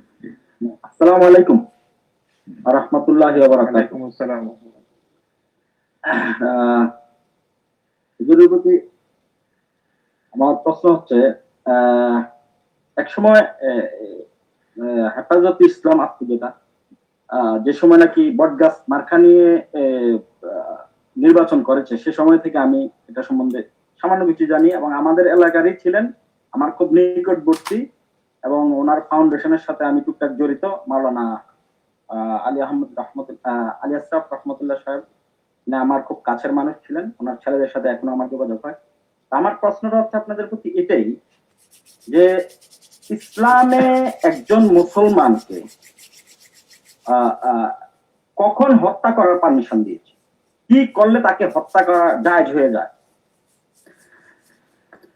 এই প্রশ্নটা করার উদ্দেশ্য একটাই, এটা আপনাদের ক্ষেত্র এবং জামাত শিবিরের ক্ষেত্র। আমরা যখন স্কুল লাইফ কলেজ লাইফে পড়ালেখা করছি, আমরা দেখছি জামাত শিবিরের হাতে অনেক মুসলমান ছেলে হত্যা হচ্ছে, এবং এই হত্যাটাকে তারা জায়েজ হিসেবে জাহির করে তাদের কর্মীদের কাছে। এখন আমার প্রশ্ন হচ্ছে, ইসলাম কখন একজন মুসলমানকে হত্যা করার পারমিশন দিয়েছে? জি, আপনি দেখতে থাকুন। ধন্যবাদ আপনাকে মিজানুর রহমান। আমি আপনাকে এখান থেকে সরিয়ে দিচ্ছি, আপনি দেখতে থাকুন, উনি উত্তর দেবেন। হ্যাঁ, জি হ্যাঁ, ইসলাম ধর্মে কখন একজন মানুষকে হত্যা করার বিধান, এটা সুস্পষ্ট এবং দ্ব্যর্থহীন ভাষায় এ বিষয়ে বর্ণনা করা হয়েছে যে 3টি কারণে কোনো মানুষকে হত্যা করা যায়। একটা হলো জিনাম বাদ এহসান, যখন কোনো মানুষ বিবাহিত নারী বা পুরুষ তারা ব্যভিচারে লিপ্ত হয় এবং তাদের সেই ব্যভিচার 4জন প্রত্যক্ষদর্শীর সাক্ষীর মাধ্যমে আদালতের সামনে প্রমাণিত হয় নিরঙ্কুশভাবে, সন্দেহাতীতভাবে। এক। দ্বিতীয় হলো যখন কেউ কাউকে হত্যা করে, তো হত্যার অপরাধ যখন হত্যাকারীকে মৃত্যুদণ্ডের মাধ্যমে তাকে হত্যা করা বৈধতা। আর তৃতীয় হলো রিদ্দাতুন বাদে ইসলামিন, কোন ব্যক্তি যখন ইসলাম গ্রহণ করার পর সে ইসলাম ধর্ম ত্যাগ করে মুরতাদ হয়ে যায়, তখন তাকে হত্যা করা পারমিশন দেয়। এবং আর এই সবগুলো হত্যাকাণ্ড করার দায়িত্ব কোনো ব্যক্তির নয়, এই সবগুলো দায়িত্ব হলো আদালতের এবং রাষ্ট্রের। রাষ্ট্রীয়ভাবে আদালতের মাধ্যমে কোনো ব্যক্তি যখন করা হয় বিচারিক প্রক্রিয়া অপ্রণোদিত হয়ে, সেটাকে আপনারা কিভাবে দেখেন? কোন ব্যক্তি যদি স্বপ্রণোদিত হয়ে এভাবে হত্যাকাণ্ড পরিচালনা করে, তাহলে এটি সমাজের মধ্যে এটি বিশৃঙ্খলা ছাড়া অন্য কোনো কিছু, এটি ফাসাদের অন্তর্ভুক্ত হবে। এটি ইসলাম সাপোর্ট করে না? নির্দেশ করা না, এটা ইসলামের মধ্যে কোনো বৈধতা নেই। That's it. মুসাফির, আপনি কি শুনতে পাচ্ছেন? মুসাফির, আপনাকে আমি আর নিতে পারছি না। আপনাকে ধন্যবাদ। দর্শক সবাইকে অনেক ধন্যবাদ। প্রশ্ন উত্তর পর্ব আমি শেষ করে দিয়েছি। জনাব আলম মামুনুল হক, আপনি আপনার কিছু বলার থাকলে বলতে পারেন, এরপর আমরা অবশ্যই শেষ করবো আজকে। জি সাগর ভাই, আপনার সর্বশেষ যে কথা ছিল যে নতুন বছর শুরু হচ্ছে, সেই উপলক্ষে আমাদের কোন নতুন কোনো আহ্বান আছে কিনা। আসলে প্রথম যে প্রসঙ্গটি আপনি তুলেছিলেন যে বছর শুরু এবং শেষ, ইসলামের দৃষ্টিতে আসলে কোনো বছর শুরু এবং শেষ এর কোনো এমন কোনো উপলক্ষ নয় যে উপলক্ষে কোনো শুভেচ্ছা জানানোর বিষয় থাকতে পারে বা নতুন বছর উপলক্ষে বিশেষ কোনো আহ্বান থাকতে পারে। ইসলাম প্রতিটি সময়কে, প্রতিটি মুহূর্তকেই সমানভাবে, সমান গুরুত্বের সাথে বিবেচনা করে। সুতরাং প্রতিটি মুহূর্তেই আমাদের যে আহ্বান মানব জাতির প্রতি, আমাদের সকল ধর্ম মুসলমানদের প্রতি বিশেষভাবে সকলের প্রতি আহ্বান থাকবে যে আমরা প্রথমত মানুষকে মানুষ হিসেবে ট্রিট করি এবং মানুষের পাশে আমরা দাঁড়াই। দ্বিতীয়ত হলো যারা মুসলমান আমরা শুধু মানুষ হিসেবে নয়, অপর মুসলমানের প্রতি আমাদের বিশেষ করণীয় এবং কর্তব্য রয়েছে। আজকের করোনা যে পরিস্থিতি তৈরি হয়েছে, সেই করোনা পরিস্থিতির কারণে আমাদের স্বাস্থ্য বিভাগের যে বিপর্যয় তৈরি হয়েছে, তৃতীয়ত অর্থনৈতিক ব্যাপক বিপর্যয় তৈরি হয়েছে। সমাজে বহু মানুষ এমন রয়েছে যারা নীরব দুর্ভিক্ষের শিকার। আমরা আসুন মানবতার ডাকে সাড়া দিই, এবং মানবতার ডাকে সাড়া দেওয়ার সময়, মানবিক কাজের সময় আমরা কখনো কারো ধর্ম অথবা কোনো দলীয় অথবা কোনো গোত্রীয় পরিচয়, এমনকি ভৌগোলিক ভাষাগত পরিচয় জানবার চেষ্টা করব না। তখন আমরা শুধুমাত্র মানুষকে মানুষ হিসেবে তাদেরকে মূল্যায়ন করে তাদের জন্য আমরা সহযোগিতার হাত প্রসারিত করব। এই আহ্বান থাকবে আজকের আমাদের এই ফেস দ্য পিপলের এই আয়োজিত এই লাইভ শোর মাধ্যমে। যারা দর্শকরা এখন দেখছেন, পরবর্তীতে দেখবেন, তাদের সকলের প্রতি আহ্বান রইল আমার। সকলের জন্য আমার শুভকামনা, সকলের কল্যাণ এবং মঙ্গলের জন্য দোয়া করছি। সকলকে আল্লাহ পাক ভালো রাখুন। দর্শক আপনাদেরকে অনেক ধন্যবাদ। আপনারা দীর্ঘক্ষণ আজকের এই অনুষ্ঠানটি উপভোগ করেছেন। যদি ভালো লেগে থাকে অবশ্যই আমার যে ফেসবুক অ্যাকাউন্ট রয়েছে সেখানে আমাকে ফলো করতে পারবেন, এবং আমাদের ফেসবুক যে পেজ রয়েছে সেটাকে লাইক দিয়ে ইউটিউব চ্যানেলটিকে সাবস্ক্রাইব করবেন। ইউটিউব চ্যানেলে একটু পরে এটাকে আবারও আমরা রিস্ট্রিম করবো, সেখানে দেখতে পাবেন শুরু থেকে। এবং অবশ্যই ফেস দ্য পিপলের সাথে থাকবেন। 2021 সালে আমরা একটি নতুন বছর চাই, গণতান্ত্রিক পরিবেশ চাই এবং শান্তি চাই। ভালোবাসার মাধ্যমে আমরা সামনের বছরটিকে সবাই ঐক্যমতের ভিত্তিতে একটি নতুন বাংলাদেশ চাই, যেখানে শুধুমাত্রই একজন আরেকজনের প্রতি শুধুমাত্রই ভালোবাসা ছাড়া আর কিছু যাতে না থাকে। ঘৃণা বিদ্বেষ সব যেন এই আমাদের দেশ থেকে, রাজনীতি থেকে, সব স্তর থেকে যেন চলে যায়, এই আশা ব্যক্ত করে আপনার সবাইকে